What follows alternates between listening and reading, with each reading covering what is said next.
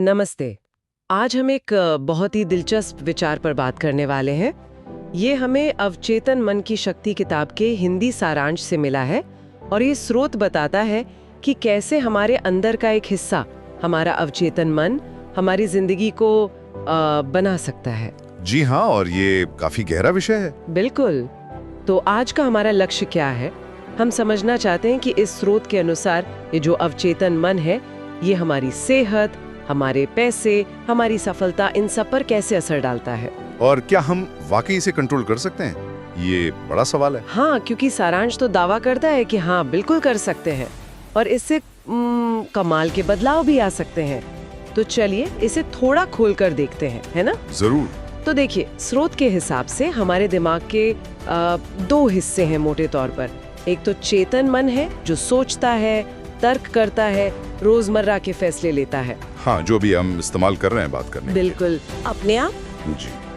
और यहाँ सबसे दिलचस्प बात यह है जो स्रोत कहता है कि ये अवचेतन मन बहुत शक्तिशाली है, क्योंकि आप इसे जो भी बात बार बार कहेंगे ना, ये उसे सच मान लेगा। अच्छा। चाहे वो अच्छी हो या बुरी। हाँ, बिल्कुल। ये उस पर सवाल नहीं उठाता, कोई तर्क नहीं करता, बस उसे हकीकत की तरह स्वीकार कर लेता है। ओहो, तो यहीं से बात और रोचक हो जाती है।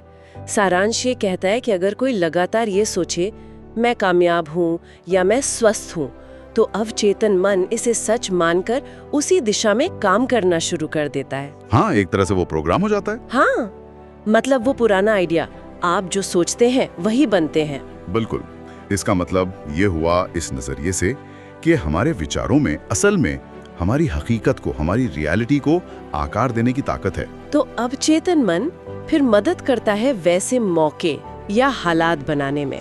जी हाँ, जो हमारी उस सोच से मेल खाते हों, वो एक तरह से रास्ता बनाने लगता है। और स्रोत इसे रोजमर्रा की जिंदगी से भी जोड़ता है।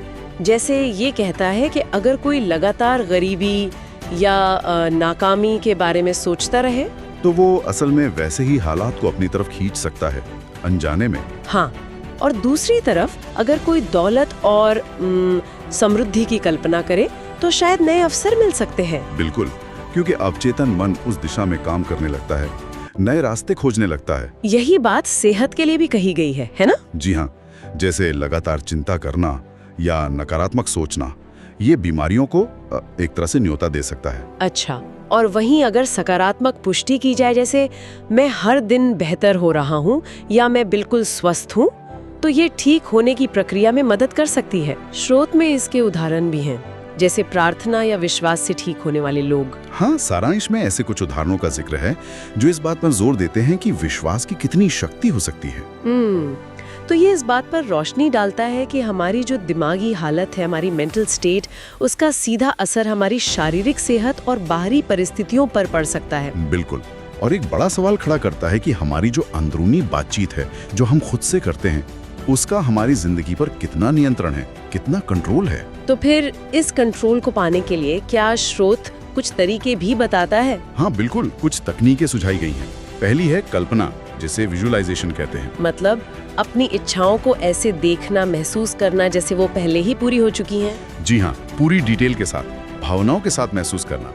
दूसरा तरीका है दोहराव, यानी रेपिटेशन। अफर्मेशंस, रोजाना सकारात्मक बातें दोहराना। बिल्कुल, जैसे मुझे खुद पर पूरा विश्वास है या मैं सफल हूँ, और खासकर सोने से ठीक पहले और सुबह जागने के तुरंत बाद। ऐसा क्यों, उस वक्त क्यों?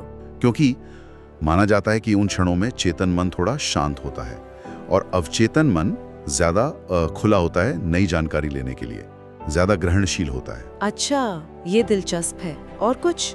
हाँ, एक और महत्वपूर्ण बात है क्षमा और प्रेम। स्रोत इस पर भी जोर देता है, यानी गुस्सा, नफरत जैसी नकारात्मक भावनाओं को छोड़ना। जी, क्योंकि ये भावनाएं स्रोत के अनुसार अवचेतन मन पर बहुत नकारात्मक असर डालती हैं और उसे सही दिशा में काम करने से रोकती हैं।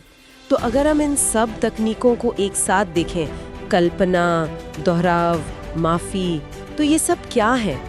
देखा जाए तो ये सभी तरीके सारांश के मुताबिक अवचेतन मन को सचेत रूप से, मतलब कॉन्शियसली ट्रेन करने के तरीके हैं। उसे अपने लक्ष्यों के साथ अलाइन करने के लिए। बिल्कुल, ताकि वो आपके चेतन मन के लक्ष्यों के साथ मिलकर काम करे, न कि उनके खिलाफ। तो कुल मिलाकर निचोड़ क्या निकलता है इस सब का? स्रोत का मुख्य संदेश क्या है? मेरे हिसाब से मुख्य संदेश बहुत सीधा है। आप जैसा सोचते हैं वैसा ही बनते हैं। आपकी सोच आपकी दुनिया रचती है। और नतीजा ये कि अवचेतन मन एक तरह से एक बीज की तरह है, या जमीन की तरह। हाँ, एक उपजाऊ जमीन की तरह। आप उसमें जो बीज बोएंगे, सकारात्मक विचार, कल्पना, विश्वास, वैसी ही फसल काटेंगे, यानी सकारात्मक परिणाम मिलेंगे। लेकिन इसमें मेहनत तो लगती होगी। हाँ, स्रोत ये भी साफ करता है कि इसमें लगातार कोशिश की जरूरत है। अपने विचारों और विश्वासों को सचेत रूप से दिशा देना ये रोज का काम है। ये कोई एक दिन का जादू नहीं है। सही बात है। लेकिन हाँ, स्रोत दावा करता है कि ऐसा करने से जिंदगी में वाकई बड़े और अच्छे बदलाव आ सकते हैं। तो ये थे अवचेतन मन की शक्ति के सारांश से निकले कुछ मुख्य विचार कि ये शक्तिशाली अवचेतन मन कैसे काम करता है और कैसे हमारे विश्वास और विचार इसे प्रभावित कर सकते हैं। हाँ, काफी कुछ सोचने को है इसमें। बिल्कुल। और चलिए श्रोताओं के लिए एक विचार छोड़ जाते हैं। अगर हमारा अवचेतन मन हमारे दोहराए गए विचारों को सच मान लेता है, हाँ, तो उन बाहरी संदेशों का हम पर क्या असर होता होगा जिन्हें हम दिन भर अनजाने में ग्रहण करते रहते हैं, शायद टीवी से, विज्ञापनों से या फिर सोशल मीडिया से।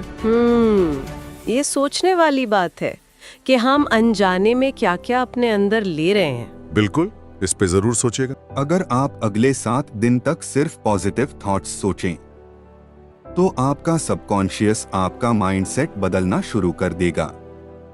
क्या आप ये चैलेंज लेंगे? कमेंट में लिखिए, आई कंट्रोल माई सबकॉन्शियस।